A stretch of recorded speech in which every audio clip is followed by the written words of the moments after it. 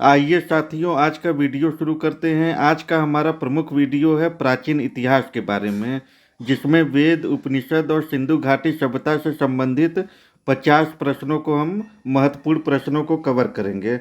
तो आइए पहले प्रश्न से अपनी शुरुआत करते हैं। हमारा पहला प्रश्न है, ऋग्वेद में कितनी सूक्ति है? तो ऋग्वेद में कुल 1028 सूक्ति है। 1028 सूक्ति में 1017 मुख्य सूक्त है, मुख्य सूक्त, और 11 वाल खिल सूक्त हैं। 11 वाल खिल सूक्त हैं। और ऋग्वेद में मंडल की संख्या 10 है। आइए दूसरा प्रश्न, ऋग्वेद किस देवता को समर्पित है? तो ऋग्वेद मुख्य रूप से देवराज इंद्र को समर्पित है, जिनके सम्मान में सर्वाधिक 250 से अधिक सूक्त हैं। इंद्र को युद्ध, गरज और वर्षा का देवता माना जाता है। इसके अलावा ऋग्वेद में अग्नि, सोम और वरुण भी प्रमुख हैं। अगला प्रश्न, यजुर्वेद का मुख्य विषय क्या है? यजुर्वेद का मुख्य विषय यज्ञ, कर्मकांड और अनुष्ठान, इसको भी नोट कर लीजिएगा, अनुष्ठान है। यह वेद मुख्य रूप से देवताओं को प्रसन्न करने के लिए किए जाने वाले यज्ञों की विधि, आहुति के मंत्रों और उनमें प्रयुक्त होने वाले गद्यात्मक मंत्रों का संग्रह है। अगला प्रश्न, सामवेद का संबंध किससे है? तो सामवेद का मुख्य संबंध संगीत से है। सामवेद का मुख्य संबंध भारतीय संगीत, गायन और मंत्रों से है। सामवेद को संगीत का मूल माना जाता है, जिसमें ऋग्वेद की 1875 ऋचाओं, मंत्रों को यज्ञ के अवसर पर देवताओं की स्तुति के लिए गान के रूप में व्यवस्थित किया गया है। अगला प्रश्न, अथर्ववेद में किसका वर्णन है? तो अथर्ववेद में तंत्र, मंत्र व घरेलू जीवन का वर्णन है। अथर्ववेद में मुख्य रूप से लौकिक नियम, दैनिक जीवन की समस्याओं, उपचार, औषधि, जादू टोना, तंत्र मंत्र और राष्ट्र संस्कृति का वर्णन है। अगला प्रश्न, उपनिषद किससे संबंधित है? उपनिषद दर्शन व ब्रह्म ज्ञान से संबंधित है। अगला प्रश्न, उपनिषदों की कुल संख्या कितनी मानी जाती है? तो उपनिषदों की कुल संख्या 108 मानी जाती है, जो सनातन धर्म के मुख्य दार्शनिक और आध्यात्मिक ग्रंथ हैं। इनमें से लगभग 11 से 13 उपनिषद सबसे प्राचीन और प्रमुख माने जाते हैं। अगला है, सबसे प्राचीन उपनिषद कौन सा है? तो सबसे पुराना और प्राचीन उपनिषद बृहदारण्यक उपनिषद माना जाता है, इसके बाद छांदोग्य उपनिषद का स्थान आता है। यानी सबसे प्राचीन बृहदारण्यक और इसके बाद छांदोग्य उपनिषद माना गया है। अगला है, तत्त्वमसि महाकाव्य किस उपनिषद में है? तो तत्त्वमसि महाकाव्य छांदोग्य उपनिषद से लिया गया है। यह सामवेद के छांदोग्य उपनिषद के छठे अध्याय के 8वें खंड 6, 7, 8 में पाया जाता है। अगला प्रश्न है, सिंधु घाटी सभ्यता का अन्य नाम क्या है? तो सिंधु घाटी सभ्यता का अन्य नाम हड़प्पा सभ्यता है। अगला प्रश्न है, सिंधु घाटी सभ्यता की खोज किसने की? तो सिंधु घाटी सभ्यता की खोज दयाराम दयाराम साहनी ने की थी। और ये भी नोट कर लीजिएगा, 1922 में मोहनजोदड़ो 1922 में मोहनजोदड़ो की खोज राखलदास राखलदास राखलदास बनर्जी ने की थी। राखलदास बनर्जी ने की थी। अगला है, हड़प्पा कहाँ स्थित है? हड़प्पा पाकिस्तान के पंजाब में स्थित है। पाकिस्तान के पंजाब प्रांत में साहिवाल शहर से लगभग 20 से 25 किलोमीटर पश्चिम में रावी नदी के किनारे स्थित है। यह 1921 में खोजी गई सिंधु सभ्यता का पहला स्थल था, इसलिए इसे हड़प्पा सभ्यता भी कहा जाता है। अगला है, मोहनजोदड़ो का अर्थ क्या है? मोहनजोदड़ो का अर्थ है मृतकों का टीला। अगला है, सिंधु सभ्यता का प्रमुख नगर नियोजन किस प्रकार का था? तो सिंधु घाटी सभ्यता का प्रमुख नियोजन ग्रिड प्रणाली के प्रकार का था। अगला है, सिंधु सभ्यता की लिपि कैसी थी? तो सिंधु घाटी सभ्यता की लिपि चित्रलिपि, यानी ये चित्रात्मक चिन्हों के रूप में थी। अगला है, वेदों की भाषा क्या है? तो वेदों की मुख्य भाषा वैदिक संस्कृत है। यह लौकिक या शास्त्रीय संस्कृत का सबसे प्राचीन और आरंभिक रूप है, जो लगभग 1500 से 600 ईसा पूर्व की अवधि के दौरान पश्चिमोत्तरी भारतीय उपमहाद्वीप में प्रयोग की जाती थी। अगला है, उपनिषदों में आत्मा और ब्रह्मा को क्या माना गया है? उपनिषदों में आत्मा और ब्रह्मा को एक समान माना गया है।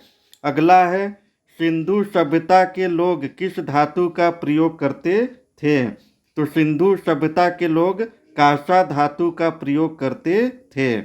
अगला है, ऋग्वेद में उल्लेखित नदी कौन सी है?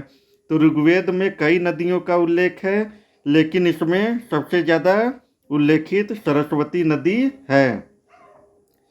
इसके अलावा सिंधु नदी का भी इसमें उल्लेख है। इसके अलावा नदी स्तुति में गंगा, यमुना, सरयू और गोमती सहित कुल 99 नदियों का वर्णन मिलता है। अगला है, सिंधु सभ्यता की मुद्रा किससे बनी होती थी? तो सिंधु सभ्यता की मुद्रा स्टेटाइट से बनी होती थी। अगला है, वेदों की संख्या कितनी है? तो वेद, ये इम्पॉर्टेंट है, वेद 4 प्रकार के होते हैं। कौन कौन से? पहला है ऋग्वेद। ऋग्वेद सबसे प्राचीन, जिसमें देवताओं की स्तुति के लिए एक मंत्र है। इसके बाद है यजुर्वेद। यजुर्वेद में यज्ञ और अनुष्ठानों की विधियां हैं। अगला है सामवेद। संगीतों का जनक किसे कहा जाता है? सामवेद को। ये गायन और संगीत पर आधारित है। सामवेद से भी प्रश्न पूछे जाते हैं। फिर चौथा कौन सा है? अथर्ववेद। अथर्ववेद किससे संबंधित है? दैनिक जीवन, चिकित्सा और जादू टोने से संबंधित है। तो वेद कितने? 4 प्रकार के होते हैं, ऋग्वेद, यजुर्वेद, सामवेद और अथर्ववेद। अगला है, उपनिषद किस ग्रंथ का भाग है? तो उपनिषद वेदांत ग्रंथ का भाग है। वेदांत का अर्थ होता है वेदों का अंत। ये चारों वेद, ऋग्वेद, यजुर्वेद, सामवेद और अथर्ववेद का हिस्सा है और ब्रह्मा आत्मा व जगत के दार्शनिक रहस्यों की व्याख्या करता है। अगला है, मोहनजोदड़ो का प्रसिद्ध स्नानागार किस लिए था? तो ये धार्मिक स्नान के लिए था। अगला प्रश्न है, सिंधु सभ्यता का मुख्य व्यवसाय क्या था? सिंधु सभ्यता का मुख्य व्यवसाय कृषि था। अगला है, ऋग्वैदिक समाज का मुख्य देवता कौन था? तो ऋग्वेद समाज के मुख्य देवता इंद्र थे। अगला है, यजुर्वेद का उपवेद कौन है? तो यजुर्वेद का उपवेद धनुर्वेद है। यह मुख्य रूप से युद्ध कला, सैन्य विज्ञान, अस्त्र शस्त्र के ज्ञान और शारीरिक कौशल से संबंधित है। धनुर्वेद में अस्त्र शस्त्रों के अभ्यास, प्रयोग और युद्ध रणनीतियों का वर्णन मिलता है। अगला प्रश्न है, सामवेद के मंत्र किस वेद से लिए गए हैं? तो सामवेद के जो मंत्र हैं वो पहला वेद ऋग्वेद से लिया गया है। अगला है, अधर्वेद में किस रोग का उल्लेख है? अधर्वेद में चेचक रोग का उल्लेख है। अगला है, उपनिषदों में मोक्ष का मार्ग क्या है? उपनिषदों में मोक्ष का मार्ग ज्ञान है। अगला है, सिंधु सभ्यता में जल निकासी कैसी थी? तो सिंधु सभ्यता में जल निकासी उन्नत थी। अगला है, वेदों को किस नाम से भी जाना जाता है? तो वेदों को मुख्य रूप से श्रुति और ये भी नोट कर लीजिएगा, अपौरुषे का मतलब होता है मनुष्यों द्वारा नहीं बल्कि ईश्वर द्वारा निर्मित कहा जाता है। अगला है, उपनिषदों का काल क्या माना जाता है? तो उपनिषदों का काल 800 से 500 ईसा पूर्व माना गया है। ये वैदिक काल के अंतिम चरण में रचे गए थे, इसलिए इन्हें वेदांत भी कहा जाता है। अगला है, सिंधु सभ्यता का पतन किस कारण हुआ? सिंधु सभ्यता का पतन प्राकृतिक परिवर्तन के कारण हुआ था। अगला है, ऋग्वेद में कितने मंडल हैं? तो ऋग्वेद में कुल 10 मंडल हैं। ऋग्वेद में कुल 10 मंडल हैं। ये सबसे प्राचीन वेद है। सबसे प्राचीन वेद कौन सा है? ऋग्वेद, जिसमें ऋग्वेद में 1028 सूक्त और 10,600 से अधिक ऋचाएँ हैं। ये नोट कर लीजिएगा, ये भी इम्पॉर्टेंट है। कितने सूक्त हैं? 1028 सूक्त और 10,600 से अधिक ऋचाएँ यानी श्लोक हैं। अगला है, उपनिषदों का मुख्य उद्देश्य क्या है? उपनिषदों का मुख्य उद्देश्य आत्मज्ञान है। अगला प्रश्न, सिंधु सभ्यता में किस पशु की पूजा होती थी? तो सिंधु सभ्यता में पशुपति की पूजा होती थी। अगला प्रश्न है, वेदों की रचना किसने की? तो वेदों की रचना ऋषियों ने किया था।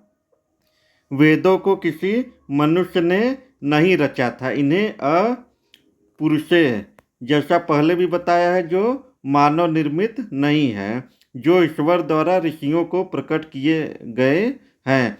परंपरागत रूप से वेदों के ज्ञान का संकलन और विभाजन महर्षि कृष्ण द्वैपायन वेद व्यास ने किया था। इसलिए इन्हें वेदों का संलग्नकर्ता या रचयिता कहा जाता है। इसको नोट कर लीजिएगा नाम कि वेदों की रचना किसने की थी? तो महर्षि कृष्ण द्वैपायन वेद व्यास ने। अगला है, उपनिषदों में किस दर्शन का विकास हुआ?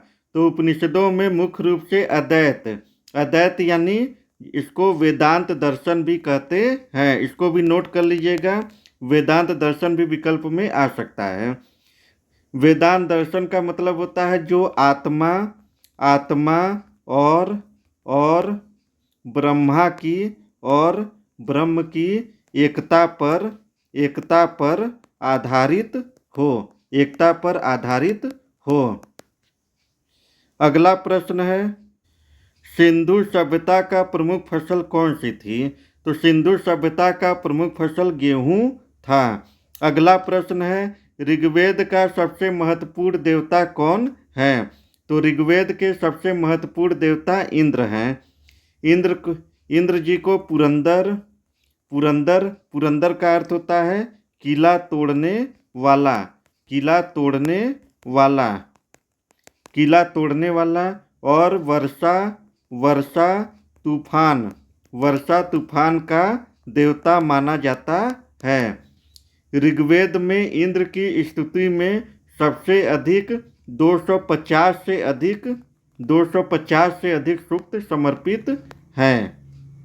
ऋग्वेद में कितने सूक्त होते हैं? ऋग्वेद में 1028 सूक्त होते हैं, जिसमें 250 इंद्र जी को समर्पित हैं। अगला प्रश्न है, यजुर्वेद का मुख्य पुरोहित कौन होता था? तो यजुर्वेद का मुख्य पुरोहित अथर्वयु थे। अगला है, सामवेद गाने वाले पुरोहित को क्या कहते थे? तो सामवेद गाने वाले पुरोहित को उद्धाता या उद्धातु कहा जाता था। वे यज्ञ के दौरान संगीत और धार्मिक भजनों के गायन में विशेषज्ञ होते थे। अगला प्रश्न है, अथर्ववेद के पुरोहित को क्या कहते थे? तो अथर्ववेद के पुरोहित को ब्रह्मा कहा जाता था। अगला है, उपनिषदों में अहम ब्रह्मास्मि कहाँ मिलता है? तो उपनिषदों में अहम ब्रह्मास्मि वाक्य यजुर्वेद के बृहदारण्यक उपनिषद 1.4 में मिलता है। यह अद्वैत वेदांत के 4 प्रमुख महाकाव्यों में से एक है, जो आत्मा और ब्रह्म की एकता को दर्शाता है। अगला है, सिंधु सभ्यता के घर किससे बने थे? तो सिंधु सभ्यता के घर पक्की ईंट से बने थे। अगला है, वेदों में यज्ञ का उद्देश्य क्या था? तो वेदों में यज्ञ का उद्देश्य देवताओं की प्रसन्नता से संबंधित था। अगला है, उपनिषदों का अंतिम लक्ष्य क्या है? उपनिषद का अंतिम लक्ष्य मोक्ष की प्राप्ति होती है। अगला है, सिंधु सभ्यता की अर्थव्यवस्था किस पर आधारित थी? तो सिंधु सभ्यता की अर्थव्यवस्था कृषि व व्यापार पर आधारित थी। अगला है, ऋग्वेद में समाज को किस रूप में दिखाया गया है? तो ऋग्वेद में समाज जनजाति या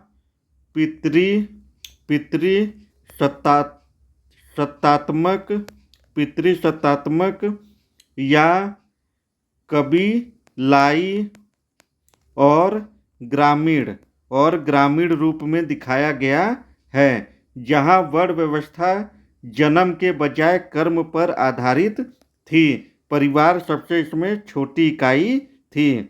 अगला है, सिंधु सभ्यता का प्रमुख बंदरगाह कौन सा था? ये भी इम्पॉर्टेंट है, परीक्षाओं में आते हैं। तो सिंधु सभ्यता का सबसे प्रमुख और प्राचीन बंदरगाह लोथल था। गुजरात के भाल क्षेत्र में साबरमती नदी के तट पर स्थित यह लगभग 5000 वर्ष पुराना बंदरगाह था। लोथल अपने उन्नत व्यापारिक केंद्र और मिस्र के साथ समुद्री व्यापार के लिए जाना जाता था। तो साथियों, मुझे उम्मीद है कि आपने सभी प्रश्नों को भली भांति समझ लिया होगा और इसको नोट भी कर लिया होगा। इन सभी प्रश्नों से परीक्षाओं में 2 या 3 प्रश्न जरूर से पूछे जाते हैं। तो आप इन प्रश्नों को ध्यान से देख लीजिएगा। मुझे उम्मीद है कि आज का वीडियो आपको पसंद आया होगा। अगर आज का वीडियो आपको अच्छा लगता है या हमारा पढ़ाई गई चीज़ें आपको अच्छी लगती हैं तो हमारे चैनल को लाइक एंड सब्सक्राइब करें ऐसे ही वीडियो पाने के लिए। आपका बहुत बहुत धन्यवाद।